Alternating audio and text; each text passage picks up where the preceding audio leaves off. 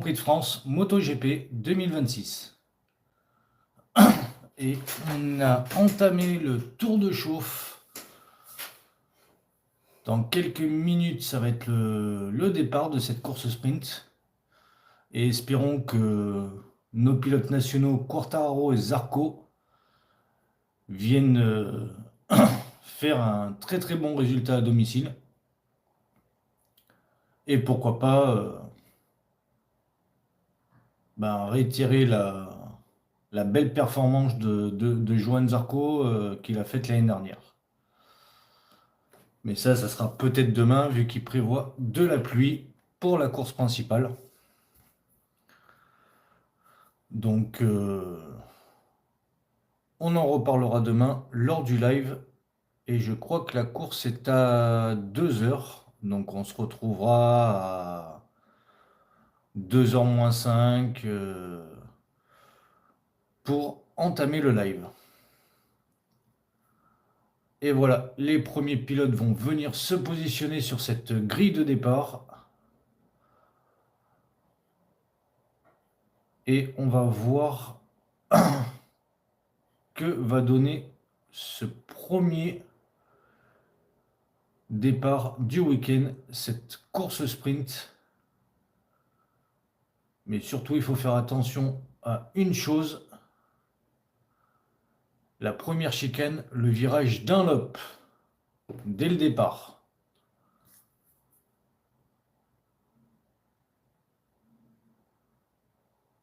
Et comme dirait Julien Febvre, on se retrouve au premier virage.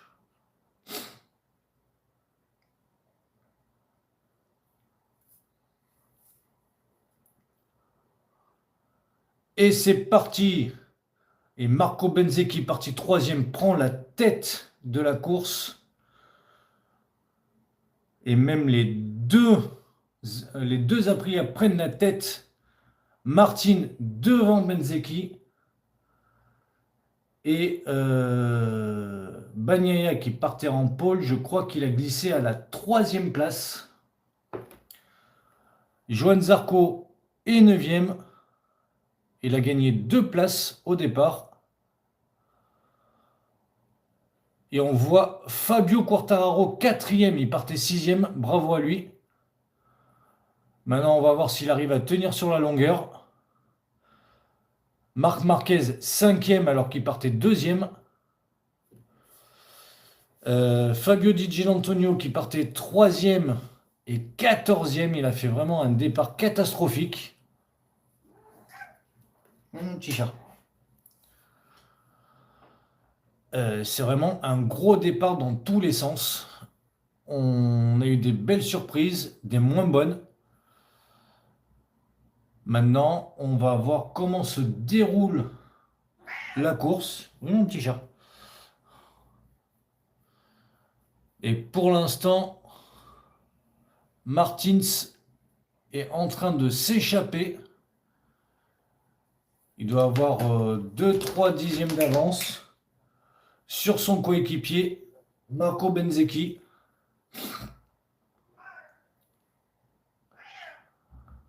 Et pour l'instant, pas de dégâts, pas de chute, c'est parfait. Mais on n'a pas les écarts pour l'instant. Les petits cœurs.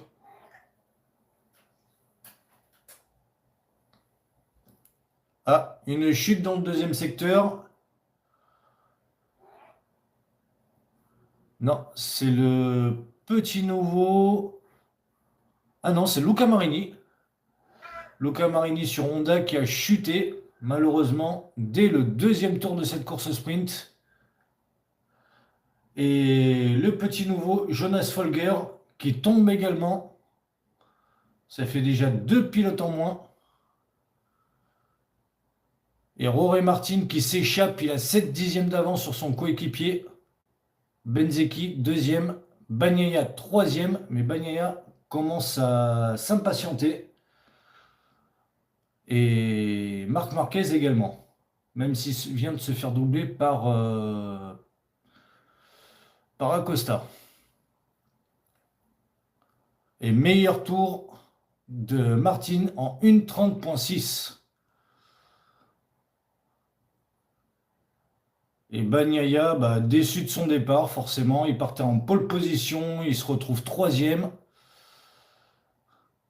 Et Marc Marquez qui continue à chuter. Il est septième, il vient de se faire doubler par Joan Mir. C'est catastrophique là. Il partait premier et deuxième, il se retrouve troisième et septième.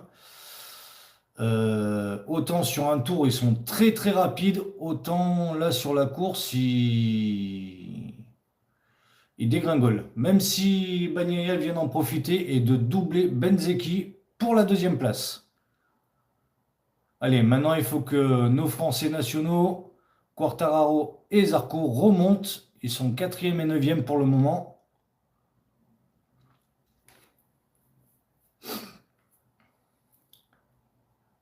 Et Rory Martin en profite, il continue à s'échapper. Il a une seconde d'avance, même une seconde deux d'avance sur Bagnaia. Et là, je pense qu'il s'il ne fait pas de faute, il est bien parti pour les gagner cette course sprint.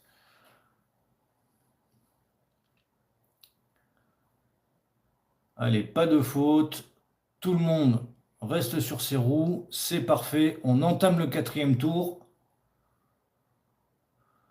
Fabio est suivi de très près par Acosta. Et Fabio n'est pas très très loin du podium, hein. Il n'a même pas une seconde du podium, donc rien n'est perdu. Tout peut se jouer. Et encore une chute dans le premier secteur. Et c'est Gigi D'Antonio qui tombe. Vraiment un week-end à mi-teinte. C'est très très compliqué. Il a fait embarquer même son coéquipier au virage Dunlop. Allez, on revient sur le live. Gros duel entre Quartararo et Acosta. Acosta met la pression à Quartararo, mais il tient bon et même il se rapproche de Benzeki. Et Bagnaia est en train de tenir l'écart entre lui et Martin. Ça, c'est plutôt une bonne nouvelle pour Ducati, qui était un peu en dépression, qui était déçu de son début de saison. Et au raccordement, Acosta passe Quartararo pour la quatrième place. Mais peut-être que Fabio va réattaquer au virage Dunlop. On va voir ça de suite. Ah, on n'a pas vu. On revoit le départ. Rory Martin qui partait huitième. Ah oui, qui part très très bien. Il prend 4 places d'un seul coup. Il va se placer sur l'intérieur du virage, sur l'intérieur du peloton, freiner un petit peu plus tard, enrouler le virage Dunlop et prendre la tête. Bravo. Franchement, bravo. Il n'y a rien à dire. C'est très très propre. Derrière, ça a failli se bousculer, ça a failli taper. Et pour l'instant, Quartararo cinquième. Martin toujours en tête, qui déroule, même si Bagnaia reste à une bonne longueur et même stabilise l'écart. Et Joan Mir sixième. Bravo. Qui est même devant Marc Marquez. Alors ça, c'est incompréhensible quand il y en a un qui fonctionne bien sur un week-end. L'autre bah, dégringole et inversement. Et là, je parle des Ducati. Et grosse chute, je pense que c'est... Ah non, c'est Enea Bastianini qui a chuté dans le dernier secteur, sûrement au raccordement. Et oui, au raccordement entre les deux derniers virages, Bastianini qui chute, qui perd la moto. Et c'est fini pour lui. Et on est déjà à la mi-course. On est au 6e tour sur 13. Et un petit écart s'est formé entre le 3e et le 4e. On a une seconde, presque une d'avance. Et d'ailleurs, Pedro Acosta, j'ai l'impression qu'il est en train de bouchonner tout le monde. Entre autres, Quartararo, Mir, Marquez. Et d'ailleurs, les deux frères Marquez sont l'un derrière l'autre. Marc devant Alex.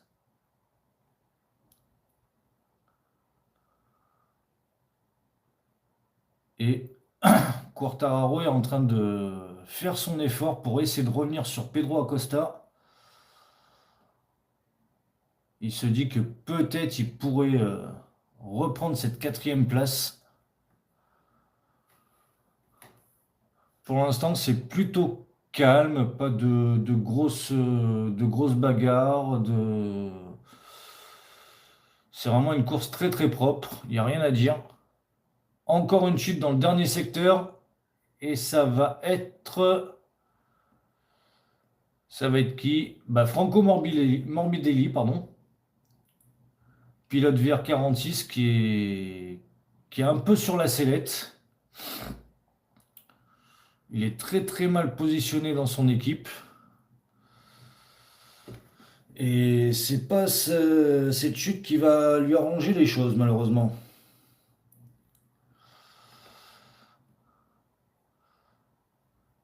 Allez, est-ce que Fabio réussit à revenir sur Pedro Acosta ou est-ce que Pedro Acosta réussit à s'échapper? Pour l'instant, ça a l'air stable. Toujours le même écart.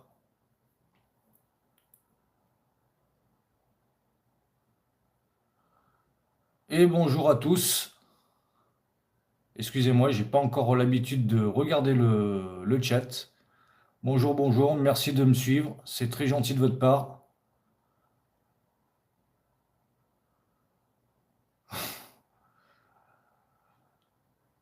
Ouais, c'est très marrant comme titre que j'ai trouvé. J'avoue. Je digère mal le mexicain. On voit des gens qui me suivent depuis un petit moment. Merci beaucoup.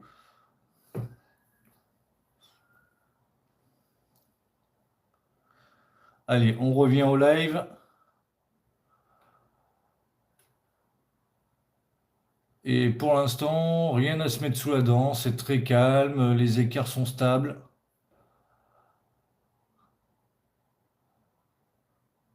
Même si Martin a repris légèrement de l'avance. Il y a 1 seconde 3 d'avance sur Bagnaia, qui lui-même a 1 seconde 2 d'avance sur Benzeki, qui lui-même a 1 seconde 2 d'avance sur Pedro Acosta. Donc là, c'est vraiment le désert entre chaque pilote. Chacun fait sa course proprement, correctement. Et je pense que dans les derniers tours, on va commencer à avoir certains pilotes qui vont se rapprocher les uns des autres. Et ça pourrait devenir très intéressant. Pour l'instant, chacun fait sa course à son rythme et en essayant de perdre le moins de temps possible. Et d'ici peut-être allez, 3 tours, 2-3 tours, je pense qu'ils vont commencer à accélérer et à essayer de remonter sur les pilotes devant eux pour éventuellement aller chercher un meilleur résultat. Entre autres, peut-être Fabio Quartararo qui pourrait remonter dans le classement. Avec un peu de chance, un ou deux pilotes vont aller un petit peu trop loin, vont taper un petit peu trop fort dans les pneus et vont chuter. Donc il va peut-être avoir une chance d'aller chercher un podium. Et de son côté, où est-ce qu'il est? Je vois pas Johan Zarco. C'est bizarre. Il était 9e. Là, je le vois pas pour l'instant. Est-ce qu'il aurait dégringolé au classement? Pourtant, il n'a pas chuté.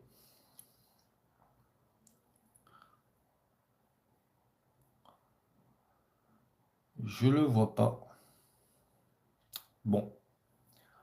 On va continuer à regarder la course, à décrypter tout ça, et puis quand on verra le classement, on reviendra dessus.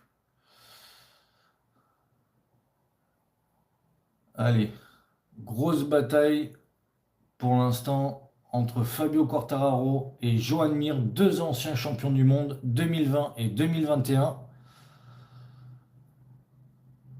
qui se battent pour la cinquième place, tout simplement.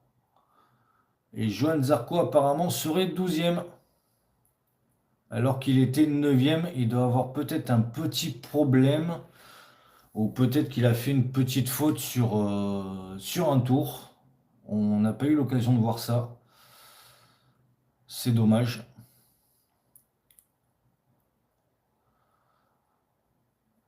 Mais il est 12e. Il est hors des points malheureusement. Espérons qu'il arrive à remonter ou même qu'il fasse une meilleure course demain, comme l'année dernière d'ailleurs, où il avait eu énormément de chance, de talent stratégique, de talent de pilotage pour aller gagner cette course dans des conditions chaotiques. Mais pour l'instant, on n'y est pas encore. On verra ça dans à peu près 24 heures. Pour le moment, on est là pour la course sprint et Rory Martin toujours en tête avec 1 seconde 3 d'avance sur Bagnaia qui a 1 seconde 6 d'avance maintenant sur Benzeki, le leader du championnat, qui lui a 1 seconde d'avance sur Pedro Acosta, quatrième. Et de la quatrième à je dirais à la neuvième place, quasiment tous les pilotes se tiennent les uns derrière les autres. Donc là, la moindre petite erreur pourrait emmener une catastrophe monumentale. Et ça redistribuerait les cartes pour les points. Pour l'instant, on n'y est pas encore. On est à 3 tours de la fin. Et ben Marc Marquez, Rory Martin, pardon, n'est pas distrait du tout, hein. Il fait sa course, il est tranquille, il est en tête. Il, il déroule comme à l'époque où il était chez Pramac. Il est intouchable, on ne l'arrête pas. On a retrouvé un grand Rory Martin suite à la saison dernière où il a fait énormément de chutes et énormément de blessures. Ça fait plaisir de le revoir à ce niveau-là. Et d'ailleurs, il vient d'accélérer, il a monté son avance à 1 seconde 5. Donc je pense qu'il n'était pas à fond jusqu'à présent et qu'il doit se dire maintenant je vais accélérer et je vais tout donner jusqu'à la fin. Et la preuve en 5 secteurs, il est passé de 1 seconde 5 à 1 seconde 6. Il a pris un dixième. Donc bah, il se laisse pas faire. Il fait sa course et il n'a pas envie d'être rattrapé en fin de course et c'est normal. Il veut aller la gagner cette course. Allez, plus que 2 tours. Et derrière, on a une petite bataille entre une Grésini de Alex Marquez et la Trackhouse d'Ayogura. Et Ayogura vient de dépasser Alex Marquez. Il vient de le déposer à la chicane d'Allop. Ayogura, depuis le début de saison, fait d'excellentes courses. Quasiment toujours le top 5 à chaque course. C'est très très fort pour ce pilote. Tout jeune pilote MotoGP. Et grosse chute au deuxième secteur à 2 tours de la fin. J'ai pas vu qui c'était. Je crois que c'est euh, oui, c'est Raúl Fernandez qui a chuté et qui a chuté très très fort. Il a réussi à se relever, à relever la moto. Est-ce qu'il va pouvoir repartir? Ça, c'est moins sûr. Mais pour l'instant, toujours drapeau jaune.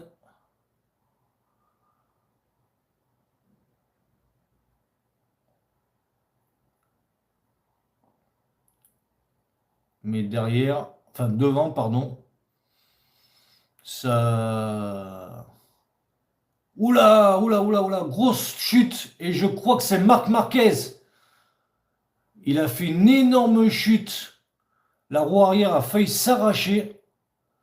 La moto est partie en tonneaux. Et c'est au raccordement. Et oui, il est parti en wheeling. La moto est partie plusieurs fois en tonneaux. Et j'espère pour lui qu'il s'est pas fait trop mal. C'est oula, en plus sur les chutes sur l'épaule où il a été opéré. Espérons que tout va bien pour lui. Il a eu de la chance de ne pas recevoir la moto sur le coin de la tête.